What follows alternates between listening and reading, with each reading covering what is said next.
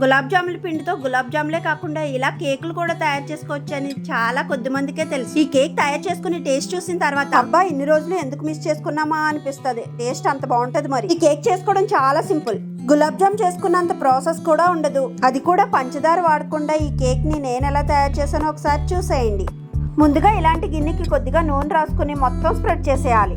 ఇలాంటి butter paper ఉంటే వేసుకుని లేదంటే పొడిపిల్ని చల్లుకుని పక్కన పెట్టేసుకుని మనం కేక్ చేసే ముందు ఖచ్చితంగా ప్రీహీట్ చేసుకోవాలి. కాబట్టి కుక్కర్ పెట్టుకుని కుక్కర్ మూతకున్న బెల్ట్ అలాగే విజిల్ కూడా తీసేసి మూత పెట్టేసి 10 నిమిషాల ముందు ప్రీహీట్ చేసుకోవాలి. మనం చిన్నప్పటి నుంచి అన్ని కొట్లలో దొరికే ఈ గులాబ్ జామ్ ప్యాకెట్లు ఒకటి కొంటే ఒకటి ఫ్రీ కూడా ఇస్తున్నారు. ఒక ప్యాకెట్ తో గులాబ్ జాములు చేసుకున్నా ఇంకో ప్యాకెట్ తో తప్పకుండా కేక్ ట్రై చేయండి.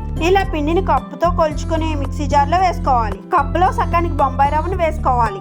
ఇందులోనే సన్నగా తురుము పెట్టుకున్న కప్పు బెల్లాన్ని వేసుకోవాలి. ఒక పావు కప్పు వెజిటేబుల్ ఆయిల్ ఏదైనా యాడ్ చేసుకోవచ్చు. ఒక అరకప్పు చిక్కటి కాచి చల్లారి పెట్టుకున్న పాలను వేసుకోవాలి. ఇలా స్మూత్ గా బ్లెండ్ చేసుకోవాలి. ఇది కొద్దిగా చిక్కగా ఉంది కాబట్టి 2 టేబుల్ స్పూన్ల పాలు అలాగే హాఫ్ స్పూన్ బేకింగ్ పౌడర్, ఒక చిటికెడు బేకింగ్ సోడా వేసుకుని మరొకసారి మూత పెట్టేసి 1 నిమిషం పాటు మిక్సీ పట్టేసుకుంటే చూసారు కదా ఈ విధంగా వస్తుంది.